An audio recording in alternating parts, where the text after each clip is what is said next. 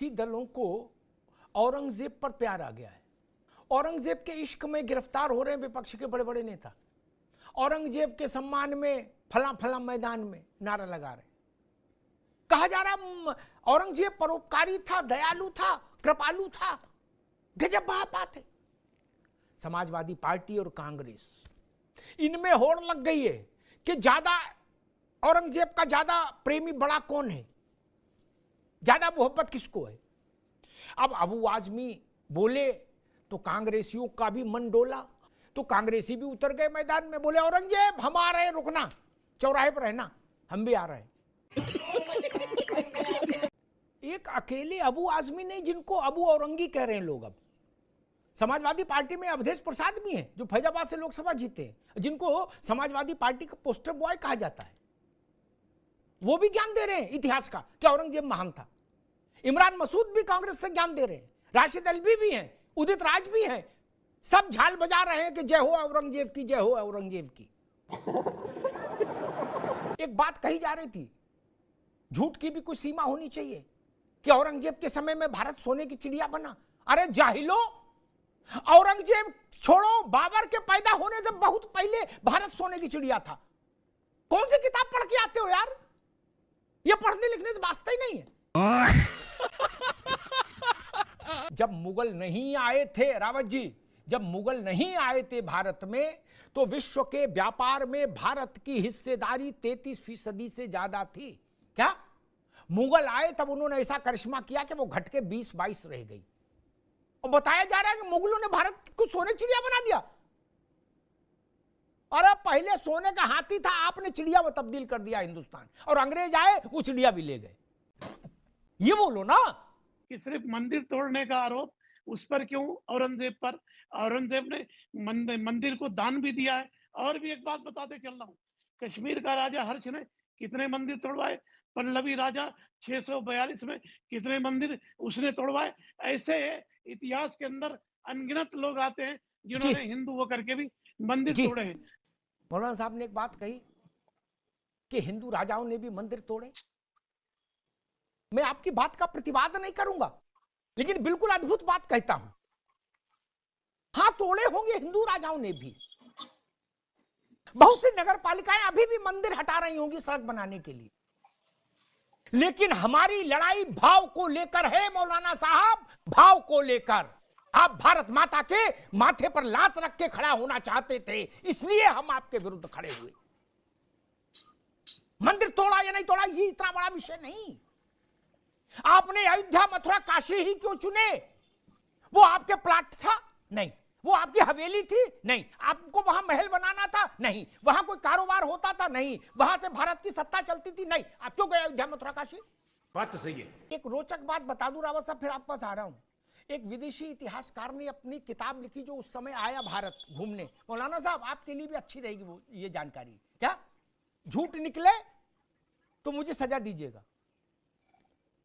उसने लिखा कि जब इसको वहां भेज दिया गया महाराष्ट्र कि भाई तुम देखो समझो अपनी ताकत इकट्ठी करो, तो औरंगजेब को एक सलाहकार मिल गया मौलाना साहब। क्या उसने कहा कि तुम्हें तो जिले इलाही बनना ही बनना है, तो अपनी फौज बढ़ाओ। तो बोले फौज के लिए तो पैसा नहीं है।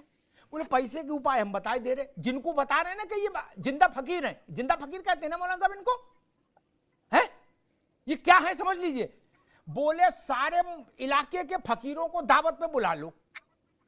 बोले उनके पास जितना माल है उनके लवादे में रहता है। क्या बुला लिया, और जब खाना खा लिए सब फकीर और बोल दिए कि खुश रहो बेटा, तरक्की करो, तो औरंगजेब ने गेट बंद कराया। बोले सारे लोगों के कपड़े उतार लिए जाएं और इनको नए कपड़े दिए जाएं। क्या, और सारा माल मत्ता अंदर कर लिया, फकीरों का भी।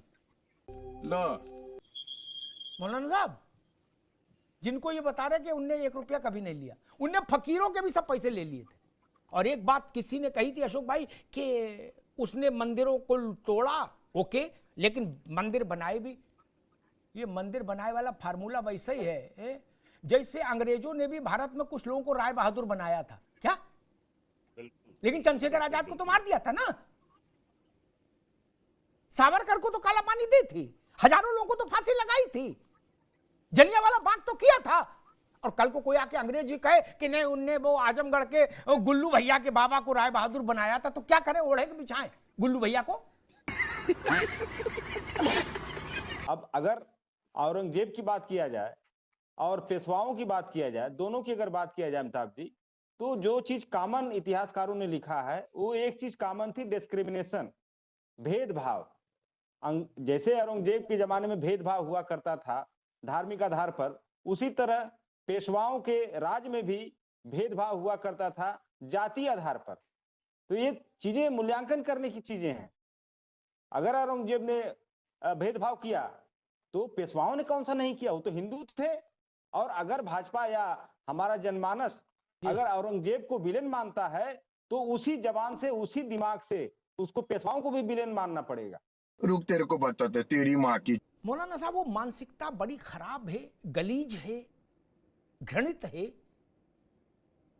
जिसमें ये जरूरी लगे कि औरंगजेब की आलोचना हो रही है तो बोले किसी भारतीय नायक को भी पकड़ के लाओ, कौन है वो भी ऐसे थे क्या? ये इच्छा क्यों होती है? आप भारत की संतान है, इच्छा क्यों होती है? बोले ने पेशवा ने भी ये किया था, औरंगजेब ने जो किया वो गलत है, औरंगजेब दुष्ट था, ये कहने का साहस नहीं, कंठ सूख रहा है और पेशवा का झंडा लिया है। पेशवा और औरंगजेब में अंतर है बुनियादी। आक्रांता है। वो किस लिए आए थे भारत? वो भारत माता का मस्तक रौंदने आए थे। बताओ इनको, अवधेश जी को क्या हो गया? इनका क्या लेना देना? ये भी खड़े हो गए, लड़का हारा उसके गम से उभरे नहीं और आ गए मिल्कीपुर वाले, बोले औरंगजेब अच्छा था। अरे भाई आपको क्या पता यार, आप क्या पढ़े हो? फैजाबाद में औरंगजेब का मंदिर बनाओगे क्या? राम मंदिर तो गए नहीं, क्या औरंगजेब का ही फिर मंदिर बना लो? और एक बात कह दूं मौलाना साहब, आप लोगों को भी समझने की जरूरत है क्या? भटकाव का शिकार आप लोग भी रहते हैं। ये अवधेश जी बोल रहे, भाषण दे रहे, औरंगजेब तुम संघर्ष करो, हम तुम्हारे साथ हैं। इनसे कभी टेलीफोन करके आपने पूछा कि चाचा जो मस्जिद के लिए जमीन मिली थी उसमें तुमने 4 गुम्मा और 1 कट्टा सीमेंट का क्यों नहीं दिया आज तक? इन्हें पूछे आप, हैं? भाषण दुनिया के दे रहे, आप पूछे ना इनसे, हैं? अपनी निधि दे देते, दी क्या? नहीं ना, ये तो 1100 रुपया नहीं दिए, भाषण दुनिया के दे रहे। मैं उस इतिहास को नहीं मानता जो दरबारियों ने लिखा या वामपंथी इतिहासकारों ने लिखा जिनकी फंडिंग कांग्रेस ने की। उस समय के जो लोग घूमने आए भारत, कई देशों के लोग आए भारत, मुगलों के दरबार में रहे, मुगल डॉक्टर जो रहे वो विदेशी रहे, उन्होंने एक किताब लिखी है, उन्होंने मुगलों की औरतों को भी देखा और आदमियों को भी देखा, उन्होंने पूरी किताब लिखी है। उनकी बात मैं मानता हूं, है कि सारी जिंदगी कुश्ता खाने में बिता दी, क्या कि 70 साल की उम्र में 75 बच्चे कैसे पैदा हो, इसका गणित समझने में पूरी उम्र बिता दी। नहीं, 70 साल की उम्र में 75 बच्चे। अकबर के बारे में क्या लिखा है उस समय के विदेशी जो लोग आए थे भ्रमण करने, मैं बोलूं यहां, जिनको बताया जाता है कि इन्होंने दीन इलाही चलाया, ये बहुत बड़े देवदूत थे, अकबर द ग्रेट। मौलाना साहब, एक पर्यटक ने लिखा है अपनी किताब में, आप कहेंगे तो उसका अंश भेज दूंगा, कि अकबर को सबसे ज्यादा मालूम क्या पसंद था मौलाना साहब? जिल्ले इलाही को, जिनको फकीर फरिश्ता कहते थे आप लोग, क्या पसंद था? सुन लीजिए, यही समाप्त कर दूंगा। बेश्याओं को बुलाकर उनसे अंतरंगता के किस्से सुनना। मौलाना साहब, वन लाइनर जो भारत माता का नहीं वो भारत का नहीं। धन्यवाद।